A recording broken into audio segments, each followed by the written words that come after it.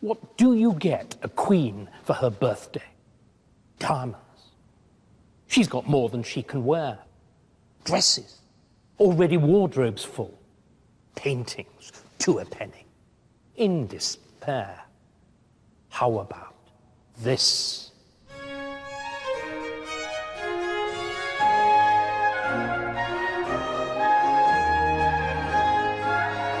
This is the glorious overture to an ode for Queen Mary II's birthday, written in 1694 by Henry Purcell. It's the work of a man who received his musical education at court, was paid by the court, and who, for most of his career, composed very largely for the court. It would be hard to imagine a narrower or more exclusive world, and yet, you know, it produced the greatest musical genius ever to have been born on British soil. In this series, I'm exploring how monarchy has shaped the history of British music, and that story is never more dramatic than in the 17th century. A battle raged about the religion and the power of kings, which threatened not only the future of the monarchy, but the lives of musicians and the whole tradition of English music. And yet, in the midst of this upheaval, the monarchy presided over a series of musical breakthroughs. From the first chamber concerts and proto-operas, to the triumphant debut of the Baroque orchestra.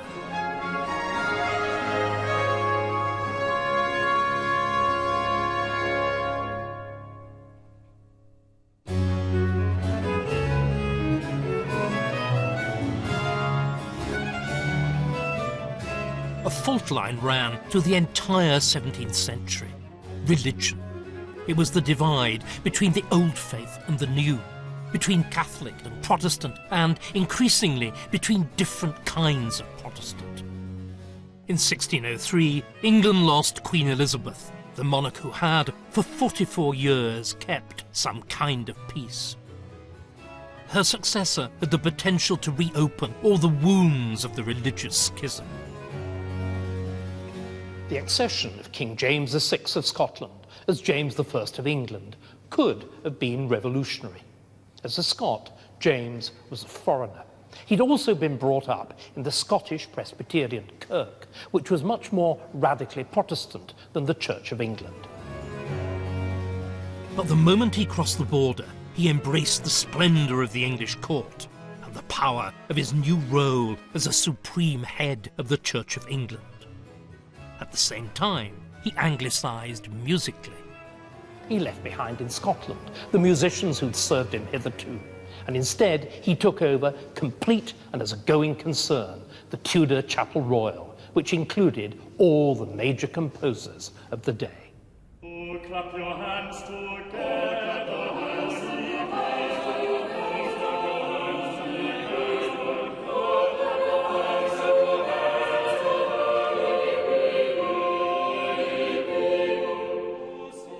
The very same year James came south, the author of this piece, and one of the greatest composers in English history, made his first appearance in royal records. Orlando Gibbons was from humble but musical stock. The son of a civic minstrel in Cambridge, whose talent had won him a place as chorister, then student at King's College. He was barely 20 years old when he joined the most prestigious musical institution in the land, the Chapel Royal.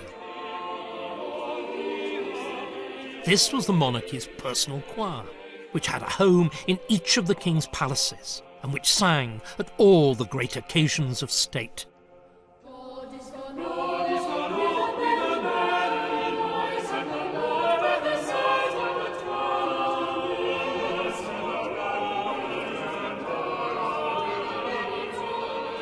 Gibbons brought a new energy and directness to sacred music. His choral works are still sung in the Church of England today. In his own lifetime, however, Gibbons was still more prized as a keyboard player and as the composer of groundbreaking instrumental music. This he created, not primarily for the king, but for his heir, Prince Charles.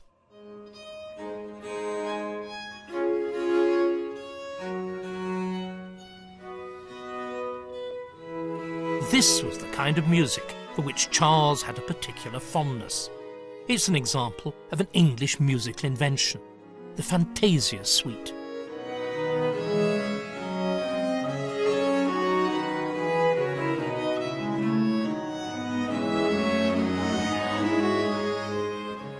As Prince of Wales, Charles had his own royal household, and that allowed him to build a musical establishment of his own. It was second in size only to the King's, but it served a very different purpose. The King's music made the music of state, the Prince's band, the music of pleasure. So it featured new composers like Orlando Gibbons, who worked directly for Prince Charles in addition to his chapel royal duties. And it also made new kinds of music.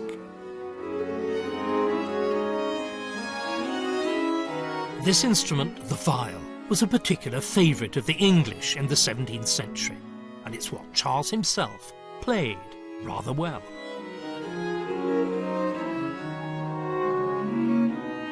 In earlier centuries, instrumental music had been seen as little more than a hobby for amateurs, or something to dance to. Charles, unusually for the time, took non-vocal music seriously, and, as well as performing, would listen with the appreciation of a true connoisseur. I think this was the beginnings of the musical concert. But of course it wasn't just to anybody, it was a very specific... It would be a tiny circle round the king or the prince, and yes. this is household or indeed literally chamber music. Yes. The Gibbons we've just heard, for example, is very intricate music, very subtle. That's barely a melody. Yeah, there was something sort of slightly avant-garde going on there, something forging new ways of doing this music.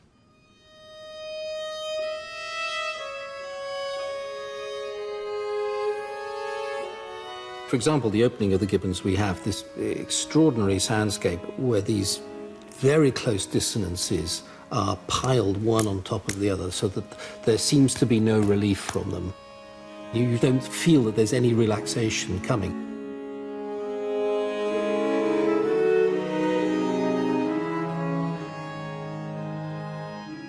On the one hand, there is this searching emotion. On the other, there's a quite extraordinary technical complexity. I mean, music at this point is considered a high academic subject, isn't it? And music is often regarded as a science rather than an art at this point.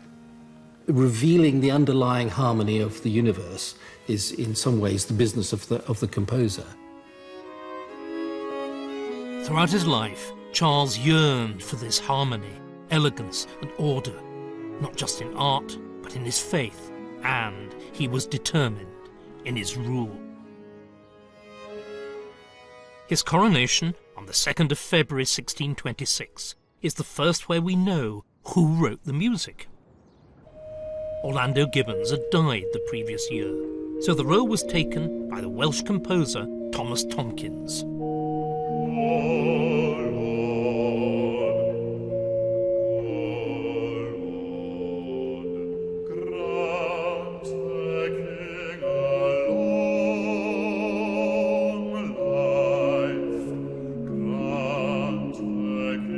This is probably the oldest surviving anthem, written specifically for a coronation, sung here as it would have been 4 centuries ago by the choir of Westminster Abbey.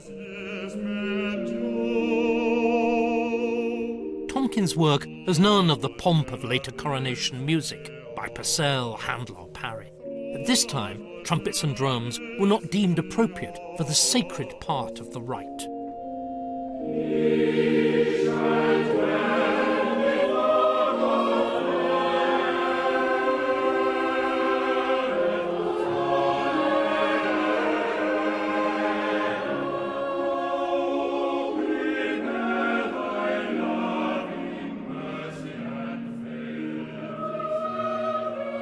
What the anthems do is take an individual action, like the action of anointing, and they lift it out of merely the context of Westminster on this day, and they place it on a kind of celestial scale.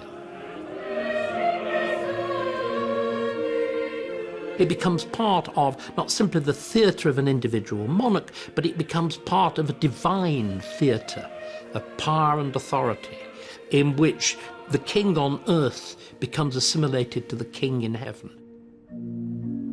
So will we always sing praise unto thy name. Will we always sing praise unto thy name, that I may daily perform my vows. The music, like all aspects of the ceremony, confirmed for Charles the divine right of his royal rule, a belief he held more passionately and inflexibly than any of his ancestors. The coronation also confirmed the value of the cleric who would become his chief advisor, as well as head of the Chapel Royal and, in time, Archbishop of Canterbury, William Laud. Laud acted as master of ecclesiastical ceremonies. He took the king through the first ever coronation rehearsal, and on the day itself he arranged signals to cue the choirs when to come in. The result was that the 5-hour ceremony passed with scarcely a hitch. It also suggested to Charles that Laud's managerial talents could be deployed on a bigger stage. The king wanted the solemnity, elaboration and beauty of the service which Laud had orchestrated at the Abbey to be the model for the whole nation. Charles decreed that England's churches should be like the chapels in his palaces, such as Hampton Court.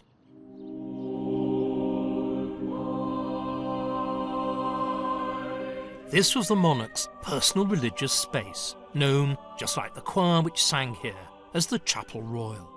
And when Charles came to worship here, he would have felt the presence of his predecessors. He found the fabric of the interior pretty much as Henry VIII had left it. Similarly, the worship, liturgy and magnificent musical tradition of the chapel still owed everything to Henry VIII's daughter, Elizabeth I. In most churches, ornate beauty such as this had been destroyed by the Protestant Reformation.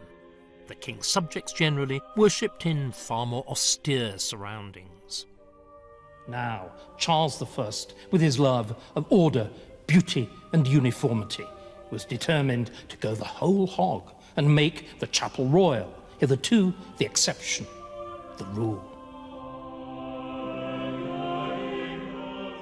With Laud as his eager enforcer, the king decreed that churches in England should re-establish the symbols and practices of the past. Charles felt that this was entirely compatible with being Protestant, but to the most devout of his subjects, the Puritans, the changes looked like a return to Catholicism. And music like this, by Thomas Tomkins, sounded like a return to Catholicism. It's being played on an instrument built during Charles's reign and found today in Tewkesbury Abbey. Nowadays, we think of organs as the most traditional form of church music. But in the reign of Charles I, organs, and indeed church music itself, were profoundly controversial. This is because church music lay at the heart of the revolution which Laud and King Charles I were determined to impose on the Church of England. They called it the beauty of holiness. By this, they meant that God should be worshipped not only in words and by the mind, but also through the senses, by sight, through stained glass and painting, and above all, by hearing, through music.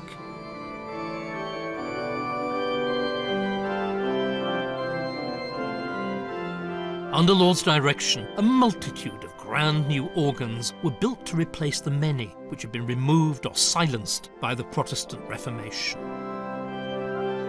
The best, like this one, were built by a Lancashire father and son, the Dallams. For Laudians, music like this made a joyful sound unto the Lord. For Puritans, though, it was a mere obstructive noise. One of them thundered against the horrible profanation of both the sacraments with all manner of music, both instrumental and vocal, so loud that the minister could not be heard. The organ wars would eventually be fought on a national scale.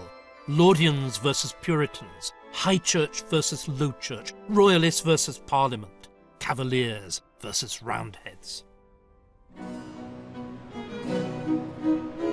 And yet, whatever the discord in his wider kingdom, the art of his court presented Charles with a vision of perfect harmony. Here, at the Whitehall Banqueting House, the King and his Queen Henrietta Maria presided over the greatest musical occasions of his reign. Court masques were the multimedia spectaculars of the day, a mixture of music and poetry, singing, dancing, comedy and fashion show. Perhaps the most spectacular, and certainly the most expensive, was the Triumph of Peace, staged here before the King and Queen in 1634. It cost a staggering £21,000. That's to say, several tens of millions of pounds in today's money. The music was the work of a rising new talent at the court of Charles I, a dashing blade called William Laws, who would turn out to be as handy with the sword as with the bow.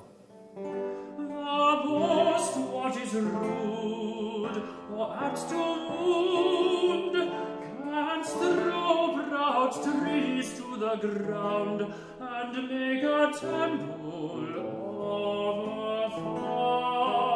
forest.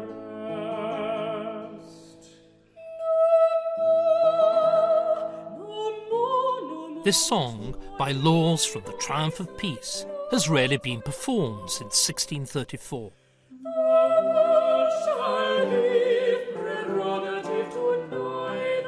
It sounds rather like opera. The masque, however, had been developing at the English court since Tudor times, and until the 18th century was preferred here to its Italian relative.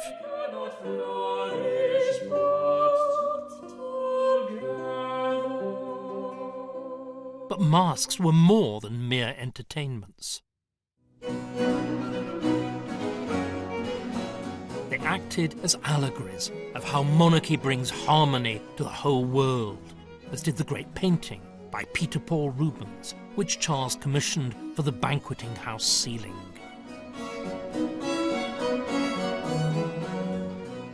Rubens' ceiling is the perfect representation of divine right monarchy, in which the king, like God in whose image he is made, rules by reason, law, and order.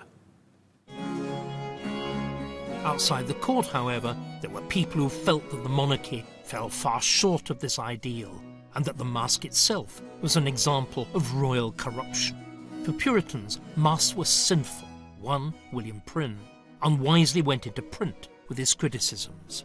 Prynne's 1,000-page diatribe called actresses notorious whores, just at the time when, in an astonishing development, the Queen herself had appeared in a speaking part on the stage. Archbishop Laud, who had a well-reciprocated loathing for Prynne, denounced the work as an infamous treason and had Prynne hauled before the Star Chamber. There, he was condemned to a huge fine, to stand in the pillory, to have both his ears cut off, and to be imprisoned for life. Charles took the same perfectionist approach to politics as he did to his patronage of the arts. Opposition was like an ugly picture or a wrong note.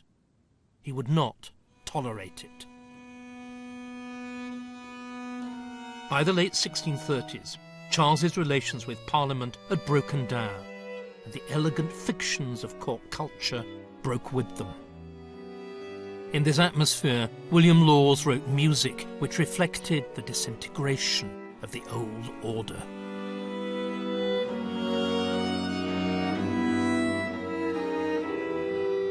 It's difficult to avoid the feeling that there is something something about Lawes' own personal experience and Broken time. Yes, broken times, indeed.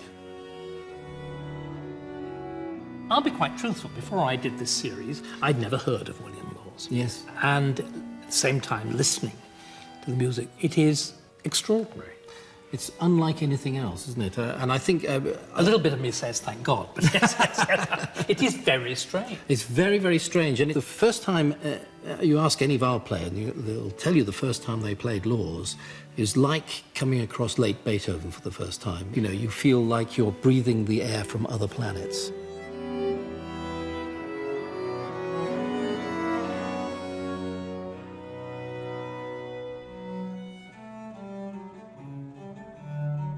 Lawes could have become one of the greatest composers of English music. But in 1642, his career was halted when civil war finally began in earnest. William Lawes, passionately loyal to his royal master, was amongst the very few royal musicians who signed up for the king's army. There was an attempt made to protect him from the worst risks of war by making him a provisioning officer. But Lawes, as daring in life as in his music, was killed at the Siege of Chester in 1645. Charles, who'd lost his own cousin in the same action, nevertheless ordered special mourning for the man that he called the father of music.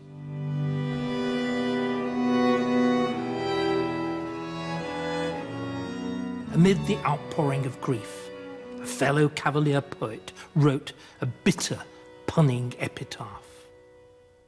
Will Lawes was slain by those whose wills were laws.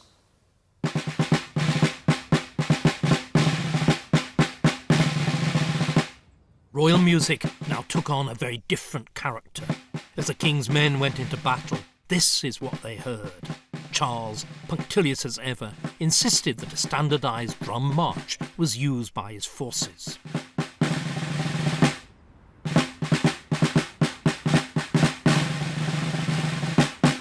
In vain. By 1644, his Puritan opponents were clearly winning.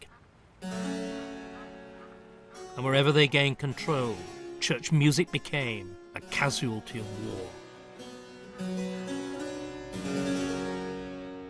Take the sad fate of Thomas Tomkins. Since the start of the 17th century, he combined his duties at the Chapel Royal with the job of organist and choirmaster at Worcester Cathedral. In September 1642, parliamentary troops burst into the cathedral and desecrated it. But this wasn't the random violence of rampaging soldiers. Instead, it was a carefully targeted attack on the symbols of the beauty of holiness most offensive to the Puritans. So the troops smashed the stained glass. They pissed in the font because they thought the use of the sign of cross in baptism was popish. And they silenced Tomkins' beloved organ by ripping off the pipes. These scenes were repeated across the country. The attempts by Charles and Laud to revive the older traditions and music of worship were systematically undone. Then Tomkins' study at the top of his house here, where he kept his musical manuscripts, was hit by cannonballs fired during the parliamentary bombardment of the city. Tomkins had faithfully served his king and his church. Now, in his 70s, he saw everything that he had lived for and worked for destroyed.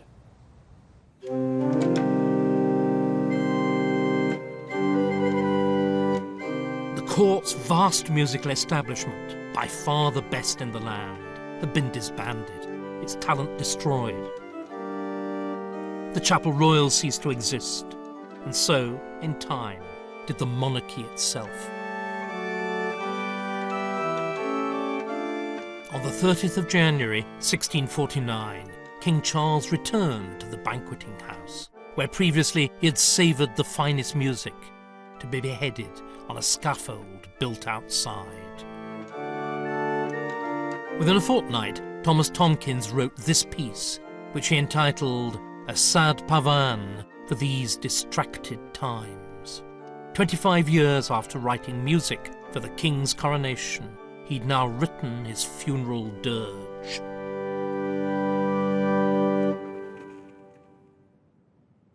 Most organs had been destroyed during the Civil War and Commonwealth, but one that survived was the magnificent Durham organ in its original home at Magdalen College, Oxford.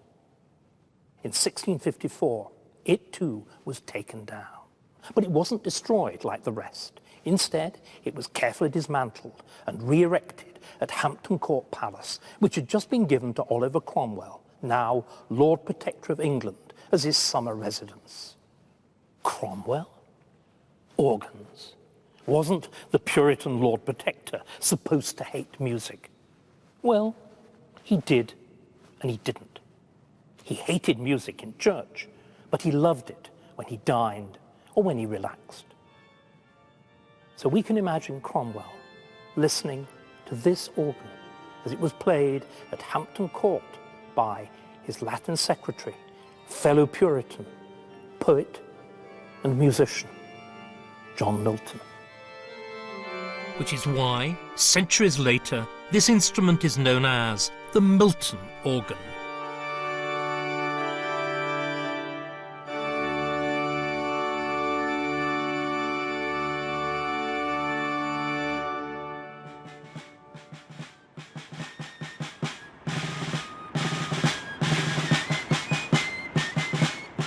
During the years of Cromwellian rule, Charles I's son lived in exile on the continent. His supporters rallied round this song.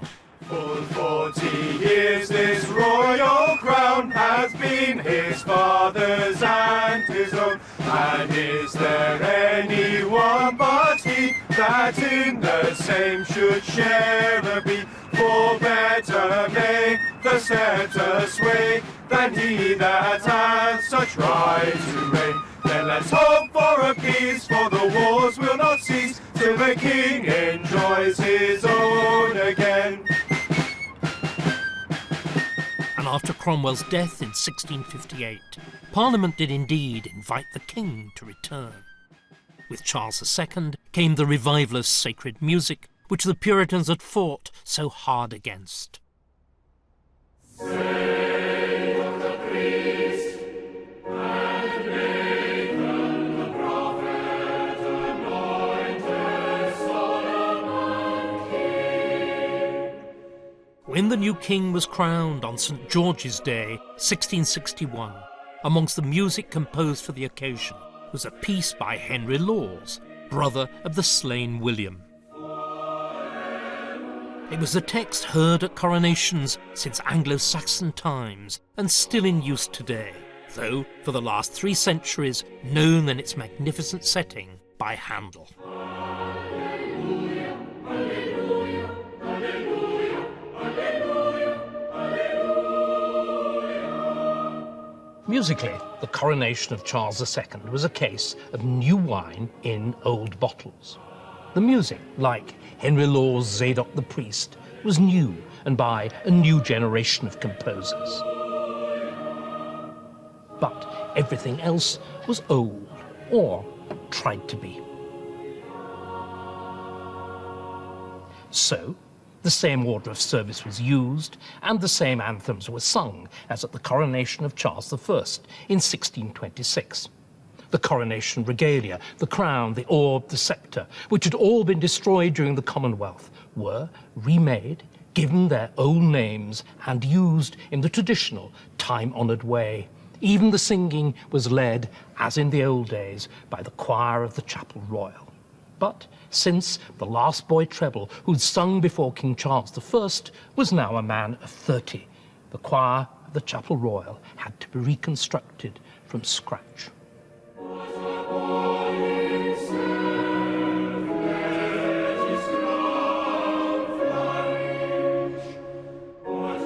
At the coronation, the new choristers were still so young and untrained that their voices had to be reinforced by men singing falsetto and were at times drowned out by loud cornets. And yet, from this revived Chapel Royal would come all the leading composers of the next few decades. among them Pelham Humphrey, John Blow, and, within a few years, the greatest of them all.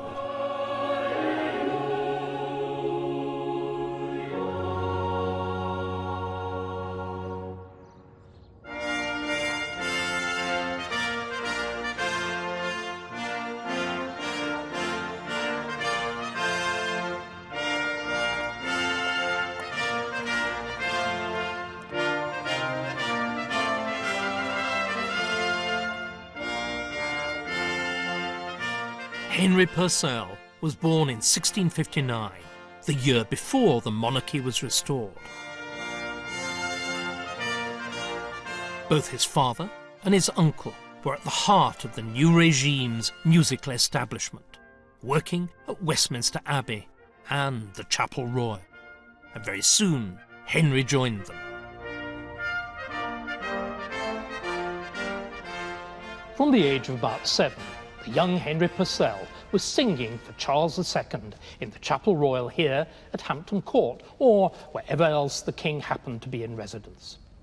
By the time that he joined the choir, the Chapel Royal had recovered all its former glory.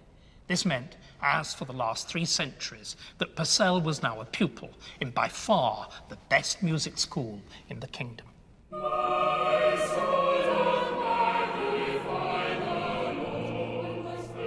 As a choir boy, he learned to read music at sight, to perform confidently on the grandest occasions, and also to play and improvise on keyboard instruments, which gave him an insight into the basic principles of composition.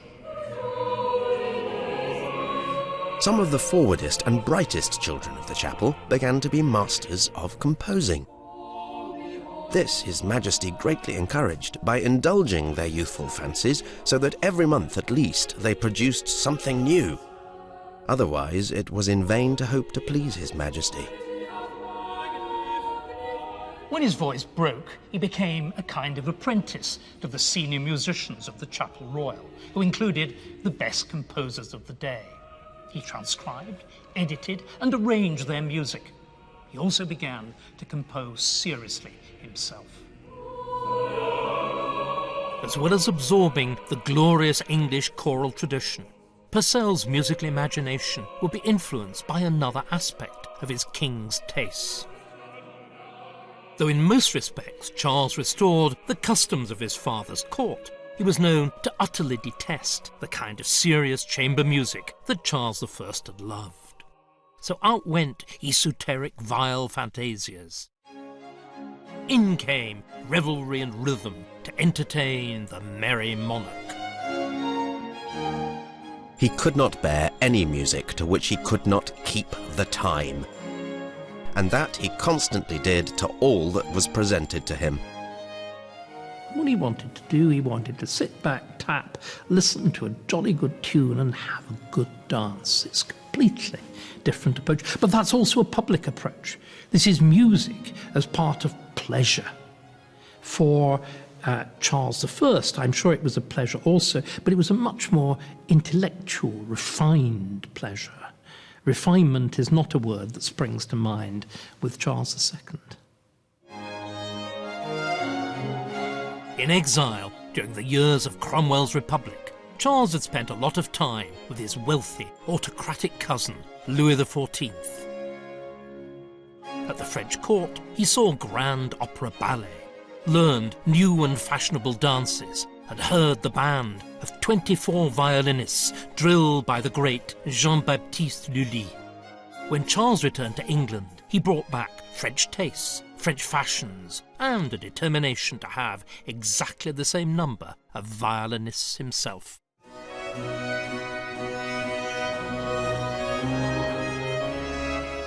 This was a crucial step on the road to the orchestra. Violins are the foundation of orchestral sound to this day. Charles loved their sound so much, he even wanted to hear them in his Chapel Royal. His royal taste led to a unique English form which Henry Purcell would make his own.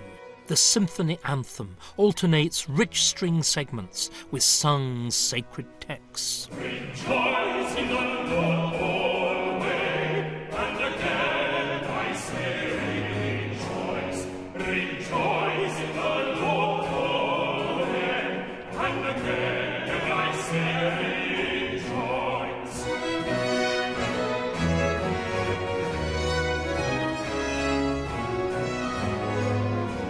Not everyone approved of this new approach to church music. The diarist John Evelyn grumbled, 24 violins after the French fantastical light way. Better suited to a tavern or a playhouse than a church. Only a few years before, even the sound of an organ in church had been controversial. Now, Charles was rolling back the boundaries of musical taste, just as Purcell was expanding the creative possibilities of musical form.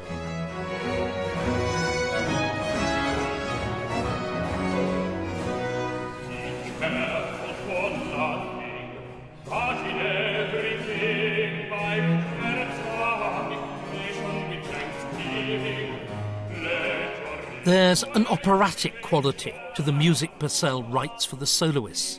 He was clearly paying attention to developments in Italy at the time.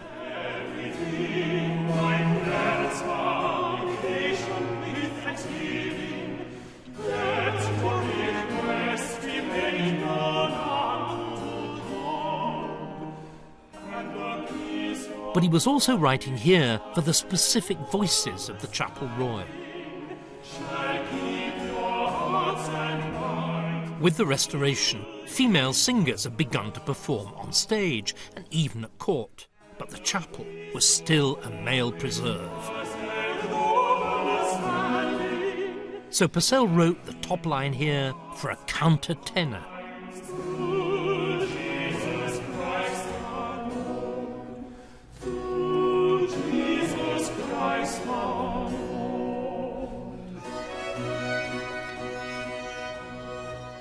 Purcell made fair copies of his sacred anthems into this scorebook here in his own handwriting. But Purcell didn't only write sacred music. Turn the book over, like this, and we find from the other end a similar record of the secular music that he composed for the court of Charles II. These are odes to mark royal birthdays, weddings, military victories, and peace treaties.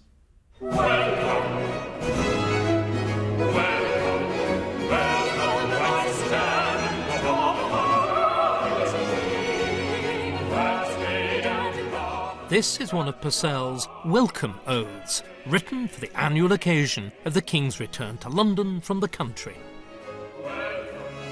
Why on earth welcome the King back to his own capital, and moreover do it over and over again at the same time each year? Partly, it was sycophantic nonsense. The court followed the same routine every year, with the summer at Windsor and the winters in London. The odes here gave a ceremonial shape to the year, just as, once upon a time, the church's calendar had done before the Reformation. One of the reasons why Purcell isn't listened to as often now as he should be is that his genius was poured into this kind of occasional royal piece, which teeters on the verge of absurdity today.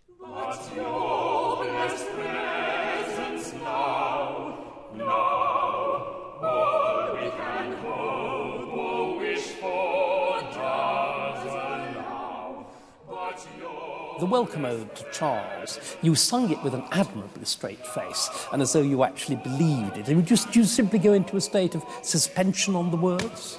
I think you have to kind of sing what you've been given, but it's set very well. It's very easy to understand. However clumsy the words, yes, they're still made to work. Exactly. Purcell's very good at making the music move with what the words are doing. He makes it clear what he's trying to say.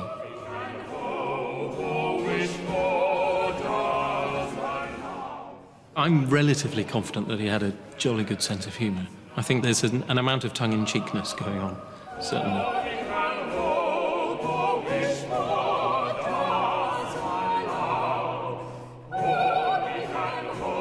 Whatever Purcell thought of the odes, there's no doubt that the King would have approved. He's addressed at one point as our mortal deity. Charles, like his father, believed he ruled by divine right. But he was at least politically shrewd enough not to press the point home. And then he's succeeded by a king who has absolutely no sense of political reality whatever. Though Charles fathered many, many children, and none of them were by his queen, so none were legitimate heirs. When he died in 1685, the throne passed instead to his brother, James, who would reopen the wounds of the religious divide once more, because James had, scandalously and publicly, converted to Catholicism a few years previously.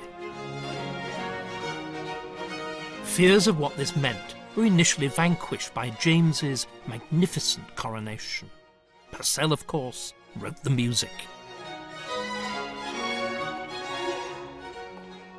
His genius is such that he produces music which immediately kind of raises the musical game of the coronation service. For example, My Heart is Inditing starts in a very dense way. There's a 7-part vocal group.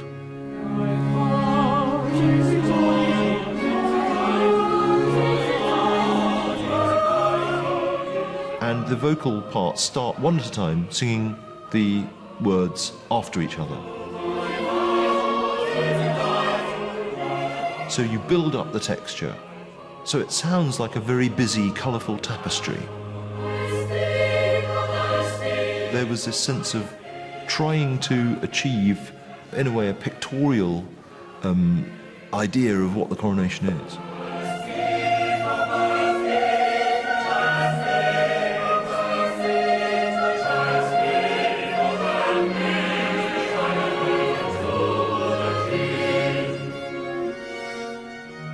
Purcell's anthem is the best music yet performed at a coronation. It's also on much the largest scale.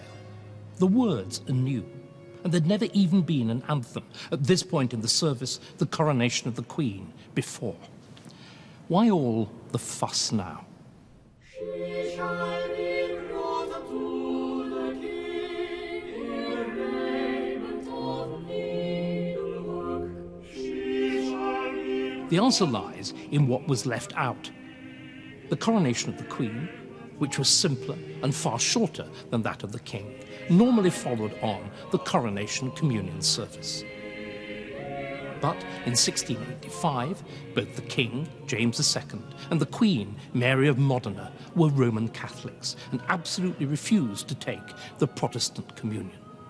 The omission of the communion service left a gaping hole, spiritually and musically, at the heart of the service, which the splendours of Purcell's music were almost certainly designed to fill.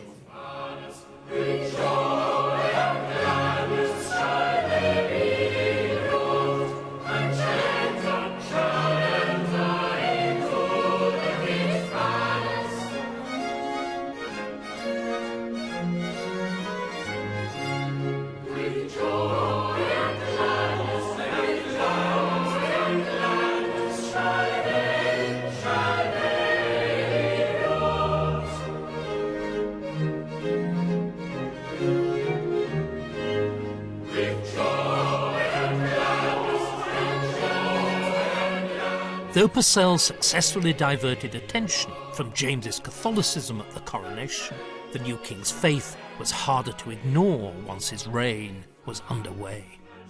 Things could have been very different if James had had only a modicum more political skill. Perhaps, can one put it differently, had been even moderately dishonest, rather than a determined Catholic convert.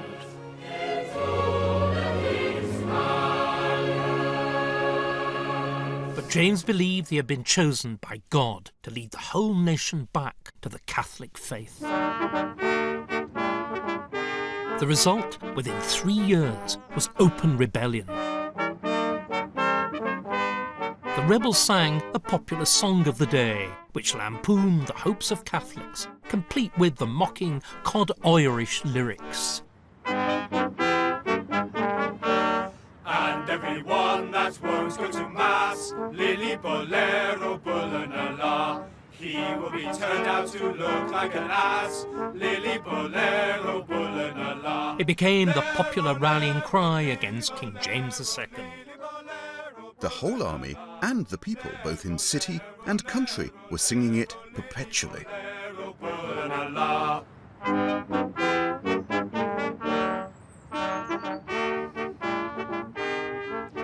It's only a song, but it sang King James II out of 3 kingdoms. In 1688, James was deposed by his own daughter Mary and her husband William of Orange, who invaded from the Netherlands at the invitation of James's leading subjects. William and Mary were Protestants, and so forevermore was to be Britain's monarchy. It was known as the Glorious Revolution, and it changed the meaning of monarchy and its music forever.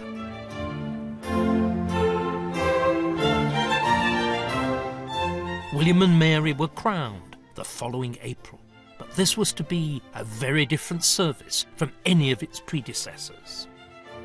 The preacher at the coronation rejoiced in the fact that in 1688 the English had chosen the happy middle way between the monarchical despotism of France on the one hand and the republican chaos and disorder of the English Commonwealth on the other, and he was roundly applauded by the audience.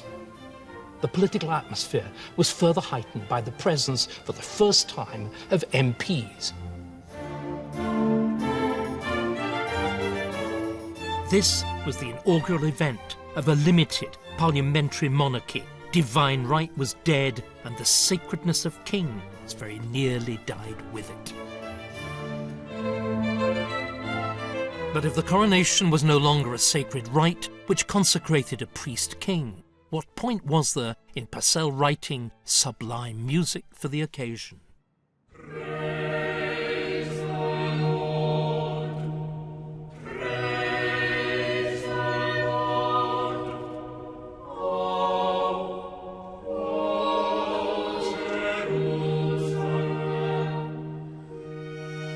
Praise the Lord, O Jerusalem seems rather austere.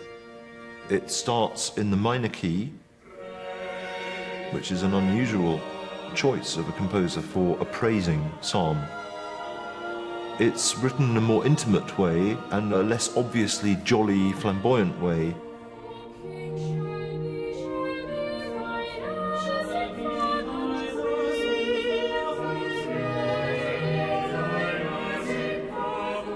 The texts chosen reflect the changed circumstances. The Queen is given equal weight with the King.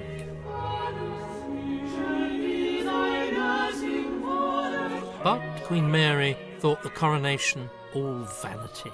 King William thought it a popish absurdity. Purcell's music no longer had any raison d'être. Without wishing in any way to denigrate the music, it sounds less expensive than the music of My Heart is Inditing of a few years earlier. It's saying this is a little bit more pared down, it's less ostentatious, it's a little bit more sombre.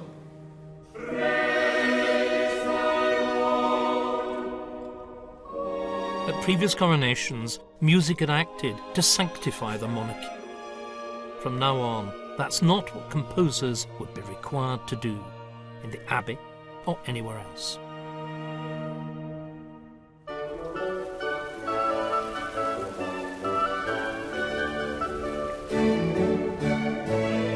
William and Mary largely withdrew from the traditional centre of music and monarchy, the Palace of Whitehall, and came instead to Hampton Court, which they commissioned Christopher Wren to rebuild. It was a case of out with the old and in with the new. Out went the opulent private apartments of Henry VIII and his queens. In came William III's plain Jane baroque, sober, practical, modern, a bit like William III himself. As for music, whether sacred or secular, he was indifferent, if not actually hostile.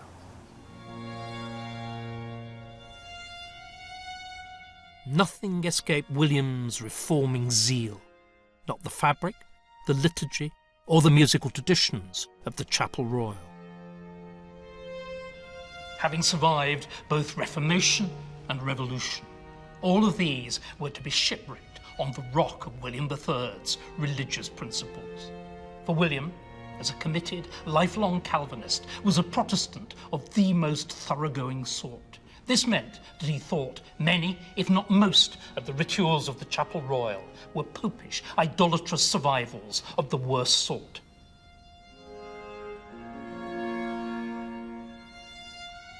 The elaborate and theatrical music of the Chapel Royal, always a Protestant bugbear, was struck down when, as one of their first acts, William and Mary forbade the use of strings here in the chapel. It sounds so little, but it destroyed so much. The glorious and quintessentially English symphony anthem died a strange and sudden death. But most striking of all was the effect on the Chapel Royal itself, which changed from a hothouse of creativity to the merest backwater almost overnight. Purcell, the great symphony anthem composer, found himself neglected, but he did still have one royal commission, writing the annual birthday ode for Queen Mary. His composition for 1690 represented the culmination of a century of instrumental innovation at court.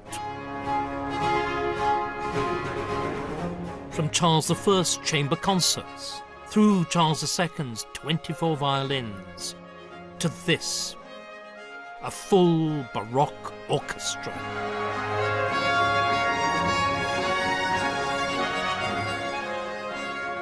Arise My Muse, suddenly you have everything there. You have the trumpets, the oboes, the violins. And Purcell doesn't allow the trumpets to just play simple parts. They played pretty much the same kind of material that the violins are playing, so they were incredibly virtuosic.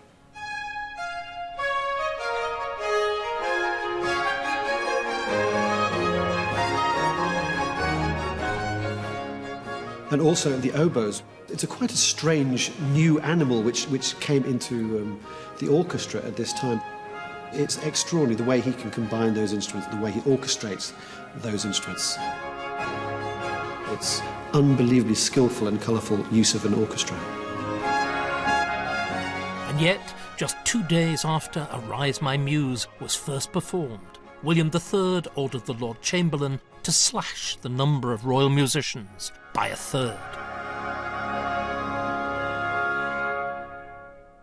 Court music, brought to such heights by Charles I and Charles II, went the same way as the Chapel Royal, downsized, neglected, now used merely for the odd ball. Purcell was forced to take his genius elsewhere, and the orchestra went with him.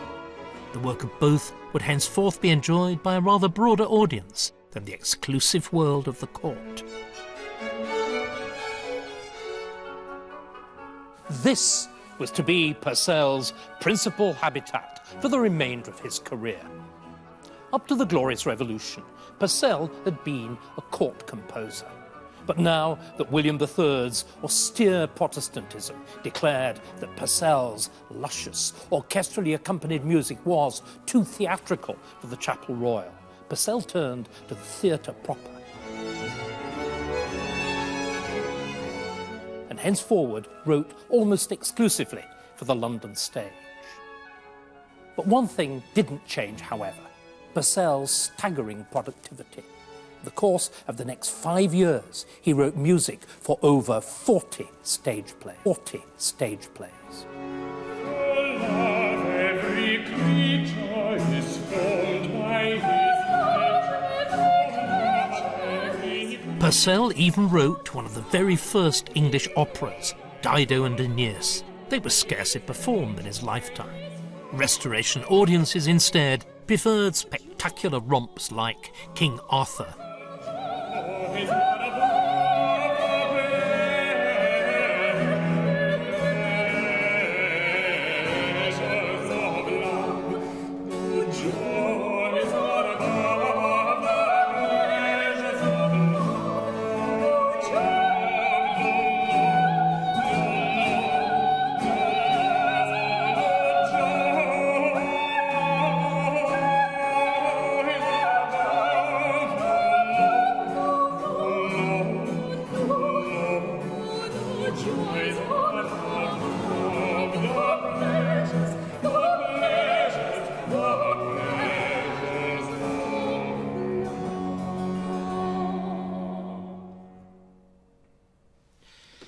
Despite Purcell's resounding success in the theatre, there's a sense of loss, of exile.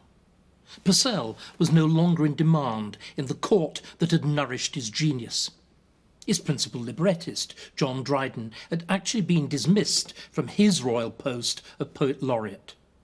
Even the form of the dramatic opera, with its lavish combination of music, words, dance and spectacle, was a descendant in exile of the court masques of Charles I's reign. And all of them, composer, librettist, dramatic opera, were on the London stage only because they were unwanted at the new court of the Glorious Revolution.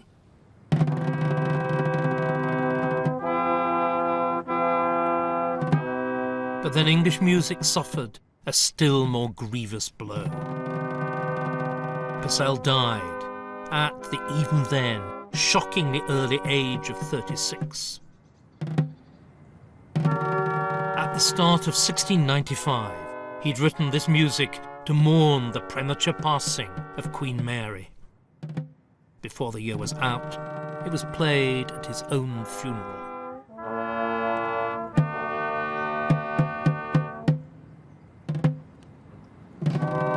That flat, hollow sound, it's the majesty and the finality of death. It is no exaggeration to say that English music died with Purcell. He was the last composer in the great Chapel Royal tradition, which had stretched back through Orlando Gibbons to Thomas Tallis to John Dunstable and even beyond, but where now was capable of producing a successor. The great tragedy of England is that nobody steps into the gap as far as music is concerned. Once, for the political, the religio-political reasons of 1688-89, the Chapel Royal is shuttered down. Nothing steps into the gap. It leaves England with an appetite for music, but with no musical infrastructure to provide it. Audiences continued to pack out London theatres, but Purcell's death left a vacuum of native talent. And so, as I'll explore next time, the London stage was invaded by Italian opera, foreign composers, foreign stars performing in a foreign language. Paradoxically, this happened just at the same time that Britain became the great power in Europe, and more ironically still, the composer who restored the fortunes of music made in Britain was German, Georg Handel.